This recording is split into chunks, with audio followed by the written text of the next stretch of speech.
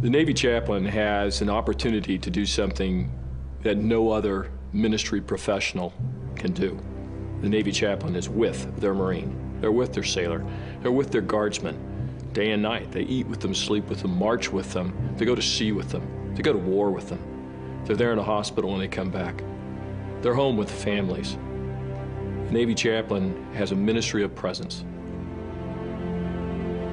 I think everybody who goes into ministry because they want to make an impact in people's lives. Being out at sea with our sailors, it's an incredible opportunity that we as chaplains have. We go where our sailors go. You're out in the middle of, God knows where, literally, out on the ocean, and you're with these people who are all sacrificing their time and talents. And these are the most amazing people on the planet. I mean, I'll argue with anybody that sailors, Marines, and Coast Guardsmen are the most amazing people on the planet. I mean, just look at the sacrifices they make to do the things they do and to keep this country free. And we as chaplains get to be there with them. Mission field and youth work and campus ministry and parish pastor all rolled into one. As a parish pastor, I take care of people, but I don't live with them day in and day out. Being in the field with them, it is digging ditches with them. And by being there, it gives you the right to be able to speak to them.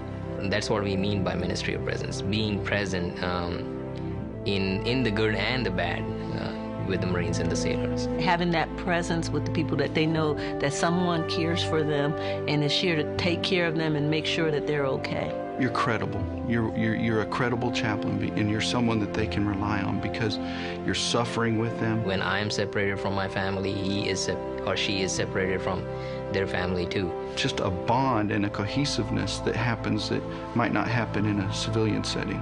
We care for them in a way that shows them that there is hope.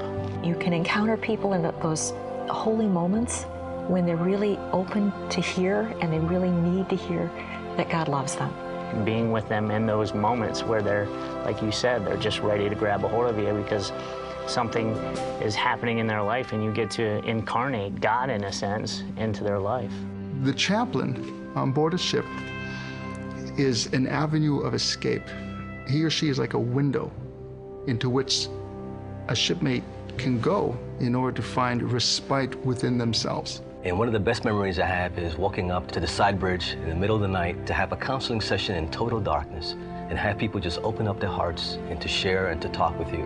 And you have no idea who you're talking to, but you're there as their pastor. And people pour out their hearts and you walk away.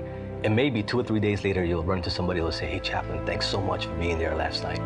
A lot of counseling sessions don't happen when these Marines come into my office. A lot of it happens when I'm in the field with them and they pull me aside.